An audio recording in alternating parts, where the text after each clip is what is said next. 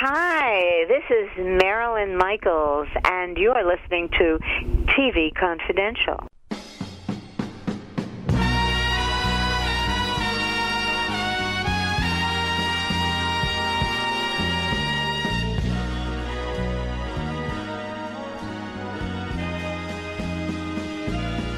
Ed Robertson, welcoming you back to TV Confidential, radio talk show about television as long as we are in a Merv Griffin frame of mind. Greg Ehrbar is with us with another recently released DVD title that we particularly think you'll find of interest in light of our first segment. Greg Ehrbar is a two-time Grammy-nominated and multiple Addy Award-winning writer for television, animation, advertising, and publishing for Disney, Warner Brothers, and Universal. He is also co-author, along with Tim Hollis, of Mouse Tracks, the story of Walt Disney Records. You can enjoy Greg's animation spin column every Tuesday at cartoonresearch.com. For more information about Greg, go to gregehrbar.com. Greg, what do you have for us tonight? Well, I'm going to give you some clues. I'm going to do sound effects, and eventually you're going to guess. I'll end with the most famous one, but I'll start with the lesser-known, but nevertheless authentic ones. One is, one is, oh. One is, ah. One is, huh? And the most famous one of all is, ooh. That, of course, is Merv Griffin, the man who today is mostly remembered for creating two of the longest-running game shows in television history, Jeopardy and Wheel of... No, that's right. He created Wheel of Fortune. He produces Jeopardy now, but... His wife created Jeopardy, and he wrote the Think music. And the theme song. Okay, so he did create Jeopardy. Yeah, his wife Julianne actually came up with the idea, and yeah, from day one that was his show. Okay, well the point is, okay, his contributions to game show history aside, I mean, he hosted one of the longest running daytime and occasionally nighttime, depending on where it ran in certain markets once it was syndicated, talk shows in television history not hosted by Johnny Carson. That's correct. And he had an impact on, and you could measure it however you want, but he had an impact on the entertainment industry because a lot of people were introduced on his show. He had an impact on the social issues of the day because he had a lot of, not just politicians, though he had a lot of presidents and Martin Luther King and Gloria Steinem and Bobby Kennedy and all those people, but he also had people giving their opinions because he let them speak, some of them unpopular. So that influenced generations, and he did a whole lot that he isn't really remembered well enough for, in my opinion. I think when you do a show, you're ubiquitous when you do a talk show or a game show. But like Regis Philbin has not done a lot of movies or television narrative shows. So when we lose Regis, God forbid, I don't think in generations he will be as remembered the same way. Johnny Carson, I think he's the king of talk shows, so it's undisputed, though a lot of young people probably don't know either. But as far as Merv, I think he is much more significant than he gets credit for. Also because Merv was kind of silly in a lot of ways. Merv didn't mind being looking like a fool, and he was crazy like a fox. Yeah. Well, he was like Johnny, at least in the early years of the Tonight Show, in that he would have long segments with the guest and let them talk. So he was sophisticated, as you would expect the host of a major daytime talk show to be, but at the same time, he wasn't afraid to act like a fan, which endeared him to people like you and me. He absolutely was a fan, especially of classic film and stuff, and he was on when a great deal of these performers were still around, and he had Orson Welles on not too long before he passed away, talking about his career, and he never would do that. He had Hedy Lamarr on, which I didn't realize. He had Richard Pryor on a lot. Richard Pryor was almost a regular guest in his very youthful days. And it's staggering when you think about the number of people who it's like, my next guest is a fine young actor that you're seeing for the first time. Here's, Alec Baldwin and things like that. And that's very good, Greg. Oh, thank you so much. And he really does do that. My son was watching it, and he says, Daddy, you overdo it. We've seen the SCTV sketches over and over, and it's like, he doesn't say it that much. But, sure. Well, impressions always exaggerate. However, there is a segment from his show where he actually trains Jay Leno how to be a talk show host, and he actually says, Jay, you have to have a trademark. You have to have a phrase or a mannerism or something that sets you apart. He says, if somebody tells you something amazing, repeat after me. You have to go, ooh. And then Jay's going, ooh. It was like Berlitz's lessons or Rosetta Stone Merv. It was very funny. But it's an amazing, remarkable experience. And I did watch it in the 70s, all the way through till he went off the air in 86. Surprising how much I still remember, how much was memorable, and how much material there is. They apparently found an enormous amount of tapes heretofore thought lost, sort of like what happened with the Gleason shows, because there was a collection before. It was much more fragmented. Some of the stuff is on here that was on that, but there is more material. None of it is completely complete. For purists, if you're looking for a complete show with a beginning and an end and the credits and all, you will not find that. There are some shows that have more of the complete than others. There's a couple where Merv does his monologue. They took out many of the songs. But Merv used to do the same song several times a month. He would sing You Are the Sunshine of My Life. We changed the channel put Dinah or the Flintstones on because, there goes Merv singing that song again. So you didn't want to have that repeated. Music rights are always an issue. Sure. You can, according to the booklet, you can have the live singing, but of course you still have to pay things. He had Carole King on making a rare appearance, and she sang. So there is some music, but most of it is talking.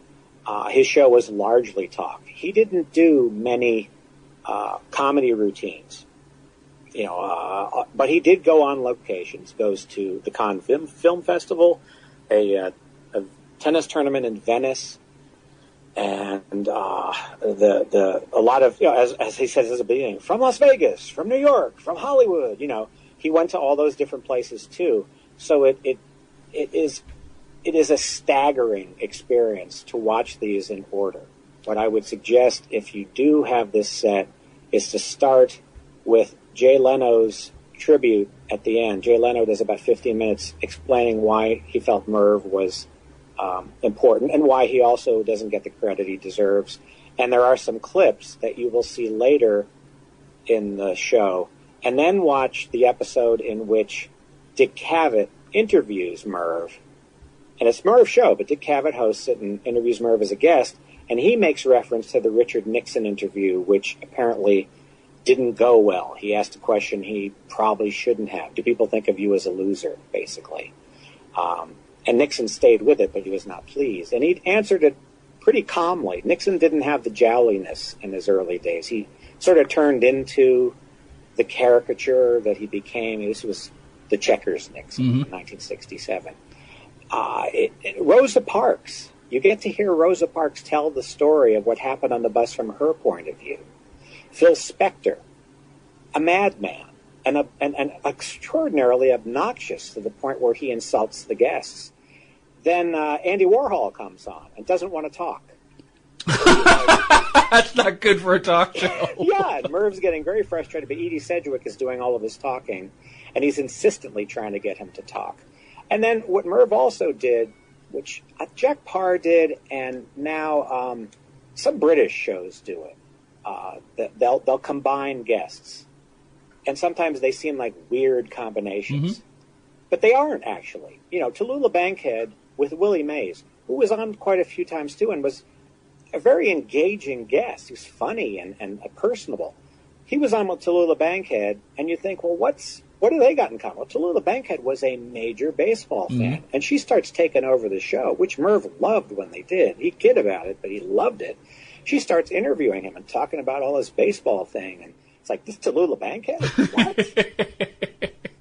What? Well, we've talked about this before. One of the fun thing about watching talk shows back then, the 60s, 70s, up until the early 80s, as well as certain game shows such as Hollywood Squares, such as the Match Game, it gives the viewer a chance to see actors, celebrities, not playing a character, but as close to who they are in real life as possible. And so you will see a Tallulah Bankhead that she's talking about baseball. That gives you a glimpse as to who Tallulah Bankhead is as a person, and that's fun. You could see also the evolution of the talk show format, because what Merv enjoyed doing was what a lot of talk shows did back then. They had guests on because they talked well and because they were entertaining. They weren't necessarily on because of PR requirements. Yeah. They would promote stuff, but now it's pretty much 100% they're on to promote something. That's just how the marketing works. Yeah, it's very restrictive, and you can clock it. It's down to a minute. I mean, you'll have maybe today, whereas back then you would have a guest. Sometimes you'd have the guest stay for the entire program, but usually a guest would be on for maybe anywhere from 10 to 20 minutes, which is a lot of time in television, and so you really get a chance to get to know them, especially if they're not necessarily promoting anything. They're on because Merv likes to have Betty White or Bob Crane or whatever, but. Today it's 5 minutes, and that's about it. Yeah, there is a Bob Crane interview. There's about 10 minutes long. There's also, there's just so many things. But I would highly recommend this for students of history and for classrooms, because there is stuff in here. One of the shows, this will give you an example of how eclectic it can be. One of the shows has Phyllis Diller and Captain Mitsuo Fushida, who was the Japanese military leader who bombed Pearl Harbor. Huh. And he had become a Christian, and he had moved to America, and he had denounced everything he had done. And he's on to Phyllis Diller. Now Phyllis Diller wasn't a big fan or anything like that, like Tallulah was with baseball, but it was a fascinating thing. And so he would change gears completely in a show. And then you'd have, the combination of somebody, just dynamite, Shelley Berman and Danny Kaye, or Mr. T and Don Rickles. What happens if you throw them into a room together? What are they going to do? So it is a dynamic. Richard Pryor and Jerry Lewis. Imagine how that goes. We're looking at MPI's recent release of the Merv Griffin Show, 12 DVDs featuring highlights from 44 episodes of the Merv Griffin Show, over plus more than 7 hours of extra features, including liner notes by Steve Randisi, author of the Merv Griffin Show, The Inside Story. As long as you bring it up, someone within the last few weeks, in fact, it may have been Tony Figueroa, posted a clip of that on his blog, childhoodtelevision.blogspot.com, and check it out, folks, if you have a chance to see it, because it's one of those things. It's about a 7-minute clip, Richard Pryor and Jerry Lewis on the Merv Griffin Show, and I don't know whether this was Pryor's first appearance on television or one of his. It may have been. It was probably his first appearance on Merv, and Pryor talks about how he was an idol of Jerry Lewis, and so it's a chance to see a young up-and-coming Richard Pryor in the presence of a comedy idol. And what's telling is not watching Richard Pryor be all breathy in the presence of Jerry Lewis. It's Jerry Lewis's reaction to Richard Pryor. And it's all I'll say is it says a lot about who Jerry Lewis is. I totally agree with it. It absolutely does. And it also, there's a couple of instances, but Jerry Lewis is the most dramatic example of this, and why Jerry Lewis is kind of in the position he's in now, of sort of being on the fringes of where he was because of things he said. Mm-hmm. back in 1966, when that was on, what Jerry Lewis was saying probably made people a little uncomfortable, but they laughed and things. But he's doing the kind of politically incorrect humor that is today is completely unthinkable.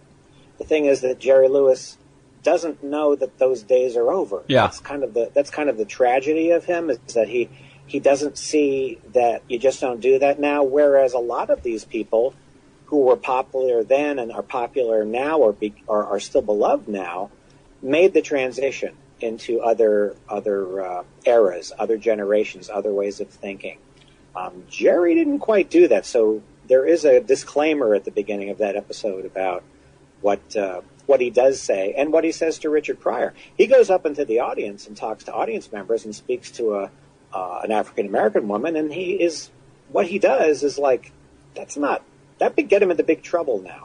Not that he isn't in trouble for a lot of things he said. It's just that you kind of understand why he is in the situation or in the mindset that he's in by watching that. Which goes back to the point you said a little while ago about how you would recommend the Merv Griffin 1962-1986 box set, which is available through MPI Home Video. You would recommend that to students for history purposes and to see the context of the times in which it really aired, and that's a very good example of it. Greg Ehrbar is with us for this week's DVD report. Two quick program notes: the conversation you're listening to between Greg and I was recorded prior to the death of Jerry Lewis in August 2017, while Richard Pryor Jr., the eldest son of Richard Pryor, will be joining us later on in our program tonight. In the meantime, we'll take a quick time out, then we'll continue our look at the Merv Griffin DVD compilation available through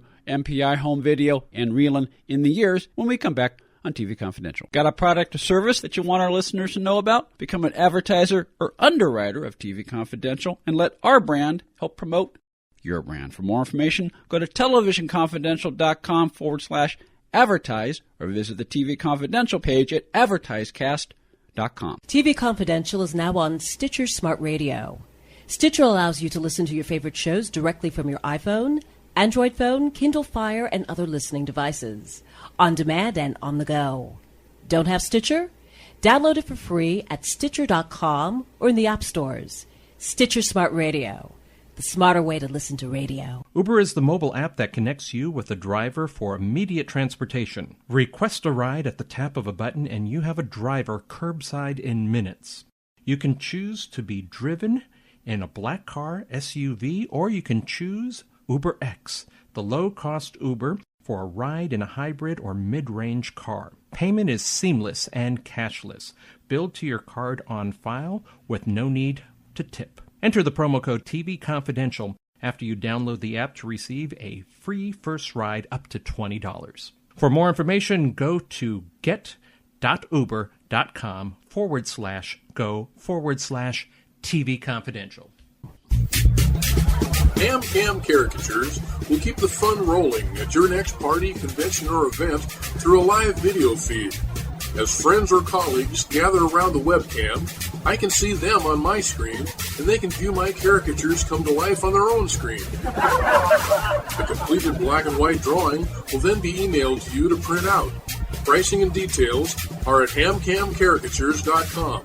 That's HAMCAMCARICATURES.com. Buying or selling a home can be one of the most stressful things we'll ever do in life. But it doesn't have to be. And no one knows better than our friends at Front Porch Realty Group. They're a community of realtors serving the Northern Bay Area of California that cares about their clients as individuals first and foremost. Whether you're a first-time buyer or looking to lease or sell your property in the Bay Area, Front Porch Realty Group will help you through this important transition by providing you with the right information for your situation while lessening the pain. They also work with a network of realtors throughout California who provide the same high caliber of customer service. Call Front Porch Realty Group at 415-886-7411 for a realtor referral near you. You can also visit their website, frontporchrealtygroup.com, for more information on the services they provide, including upcoming workshops and seminars. For more information, call 415-886-7411 or visit frontporchrealtygroup.com. Front Porch Realty Group. They'll find the solution that works best for you. Richie! Move! You're home from Hollywood. Oh, that's a crazy kid, that Richard. Huh? You're a pretty funny young man, you know that. Talk up, that's the star I told you about. You know how I feel about you. You can see in my work. You're very good. What do you mean you can see in your work how you feel about it? I imitate him a lot. He would never sing one. I'm having enough trouble being Jewish. Can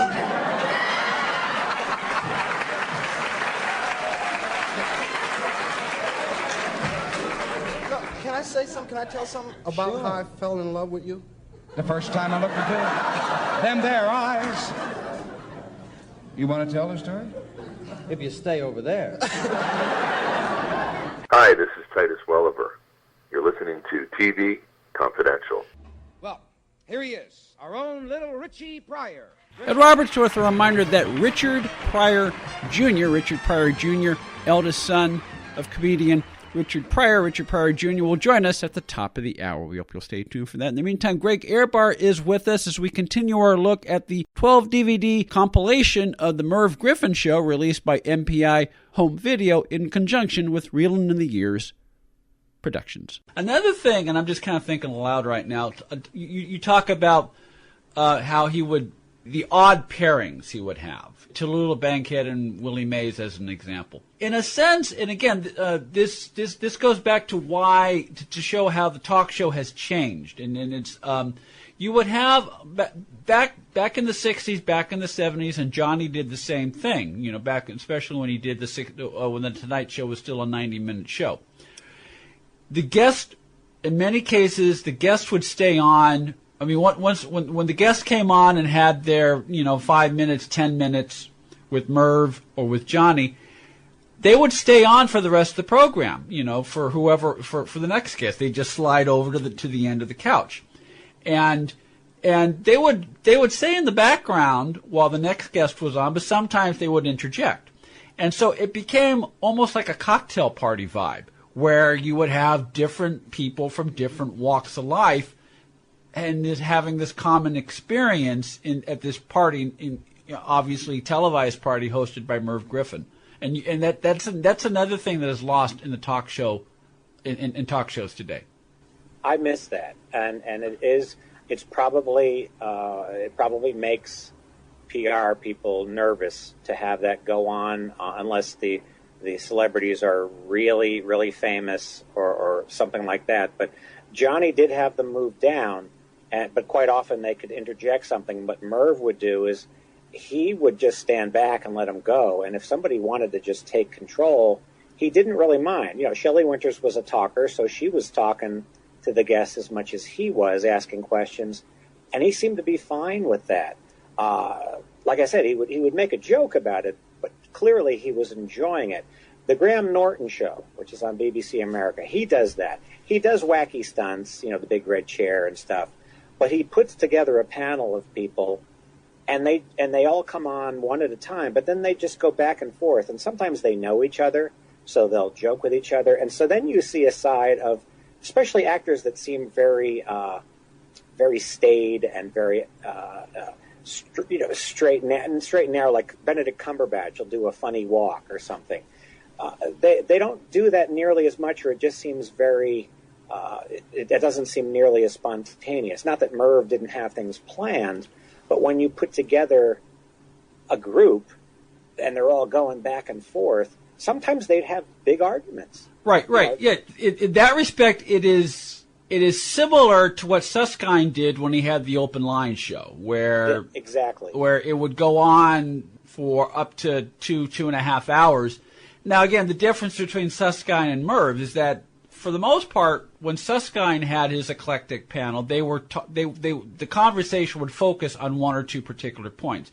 Whereas with Merv, it was more like a cocktail party vibe, and the conversation went wherever it went until you had to go to break. Yeah, and the interesting thing to watch also is when the audience evolved. One of the things this show shows you, and it's not the only one that would, but it was daytime, mostly daytime television. Right. There was a 3-year stretch where he competed head-to-head against Johnny, but then he went back to syndication. And so by that very presence daily in a home, you had this flow of ideas and opinions and entertainment. And the audience, before the Vietnam War really became an issue and before Nixon was in office, the country it's just like Mad Men. The country was in a much more conservative mode. You'd have somebody come on who would get boos or who wouldn't get applause for having an opinion that was not very popular at the time. But then as the years went on and things turned around and the public opinion changed, women's rights or equal rights in general, a lot of social issues and political issues, suddenly the audience is making its opinion known in a very different way. Nowadays, the audience is instructed on a lot of shows to cheer everything, just to keep the energy level up. But you could have a comedian on Merv back then, even somebody who became huge, like Jerry Seinfeld, doing a routine, and some of his stuff is killer funny, and some of it is meh, and the audience doesn't laugh and they don't sweeten it. Now, if it was Jerry today, because he's such a legend now, any audience would roar at anything he said. Right. But that kind of TV is pretty rare nowadays, if it exists at all. We're looking at MPI's recent release of the Merv Griffin Show, 6 volumes, two DVDs per volume, so 12 DVDs featuring highlights from 44 episodes of the Merv Griffin Show, plus more than 7 hours of extra features, and again, not just film and television, but politics, art and culture, newsmakers at the time. I mean, it really is an eclectic. In that respect, he was far more eclectic in his choice of guests than Johnny was with The Tonight Show. Yeah, the Tonight Show had a different effect. When Merv, and even when he was on against Johnny Carson, he was still doing the kind of show that he did. In fact, when he did it in daytime, according to the supplemental booklet, there was thought that his show was a little bit too erudite for daytime, and which I think David Letterman got the criticism for as well. Well, Dick Cavett got the same thing. Yeah. But Johnny's show was and this is not at all anything negative about Johnny's show. It is probably the greatest talk show of all time.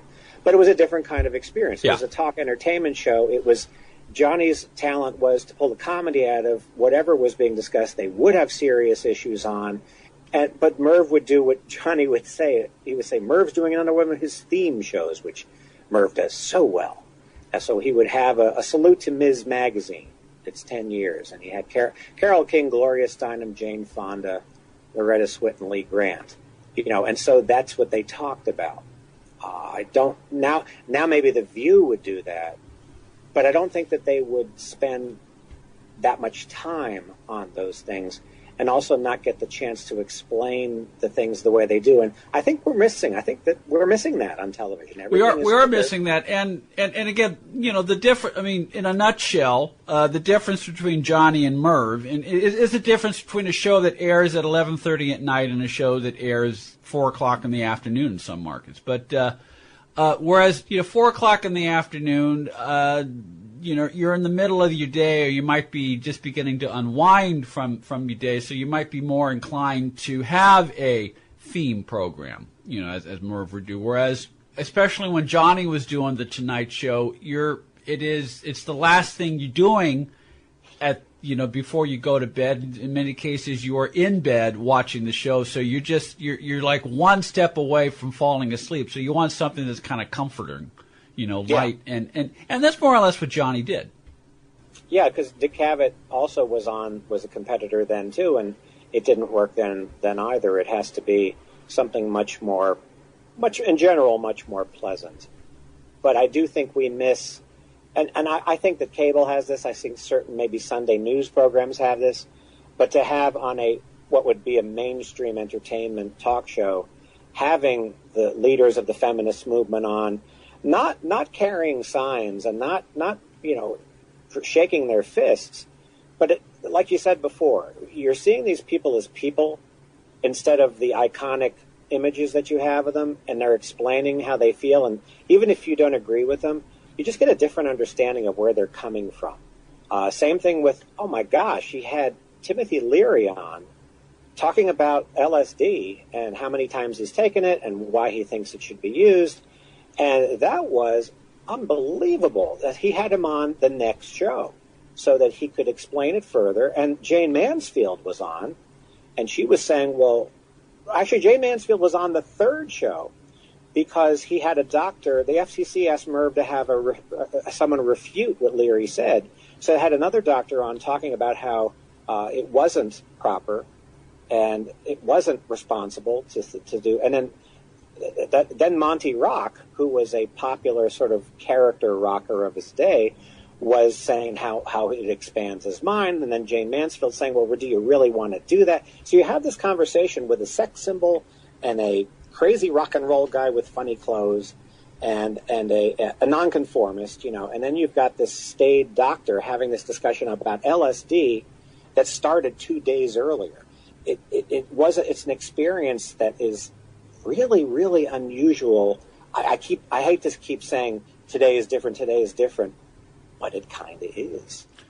12 DVDs featuring highlights from 44 classic episodes of the Merv Griffin Show, featuring highlights from interviews with more than 200 guests from all walks of life, plus more than 7 hours of extra features, including interviews with Jay Leno and Dick Cavett, and as Greg mentioned, a collectibles booklet. That's the Merv Griffin Show, 1962-1986, available now on DVD through MPI Home Video, MPI Home Video. Greg Ehrbar, of course, covers DVDs, cartoonresearch.com, animationscoop.com, Disney Music Emporium.com. Greg, we'll see you again soon. Well, thank you, Ed, for a fine interview. See you next week from Caesar's Palace.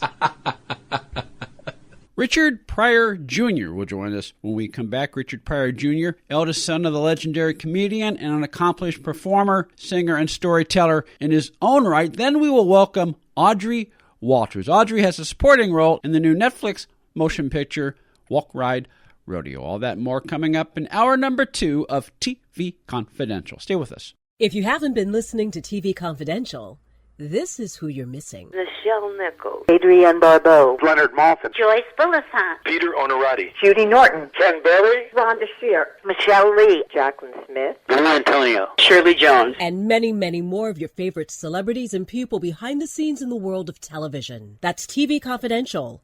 Every week on this station and every day online at televisionconfidential.com. Alexa users, you can now listen to TV Confidential on demand on your smart speaker just by saying, Alexa, play TV Confidential. If you don't have the TV Confidential Alexa skill, you can download it for free at the Alexa Skill Store on Amazon or go to televisionconfidential.com/Alexa. Accredited by Guinness World Records, welcome to Archival Television Audio Incorporated, a peerless TV soundtrack archive, preserving the audio from television's first 3 decades, the 1950s, 60s, and 70s, the golden and silver age of television. For more information, go to atvaudio.com. Want a free first ride with Uber? Uber, the mobile app that connects you with a ride at the touch of a button in minutes. Enter promo code TV Confidential after you download the app to receive your first free ride up to $20. For more information, go to get.uber.com/go/TV Confidential. Become a TV Confidential confidant and receive unlimited access to the last 5 years of TV Confidential, plus other members-only content. Find out how. Go to televisionconfidential.com and click Become a Confidant. Enter the coupon code CONFIDENTIAL when you sign up, and you'll receive $5 off your first month of membership. For more information, televisionconfidential.com. Click Become a Confidant. This portion of TV Confidential is brought to us by our friends at Front Porch Realty Group, the community of realtors in the Northern Bay Area of California that is committed to finding the solution that is best for their clients. Whether you're a first-time home buyer or looking to sell or lease your property in Northern California, call 415-886-7411 or visit FrontPorchRealtyGroup.com for more information on how they can help you.